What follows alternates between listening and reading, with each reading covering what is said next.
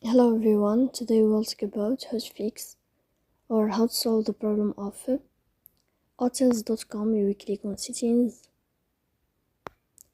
Here you can click on apps, default apps, app settings. When above you can search about hotels.com. Then you can click on first stop and you can click OK. Here we'll enter to the window of storage. Then you can click on clear cache. Here you can turn off your Wi-Fi and you can turn on your Wi-Fi again to fix that problem. So please don't forget to support us by like and subscribe.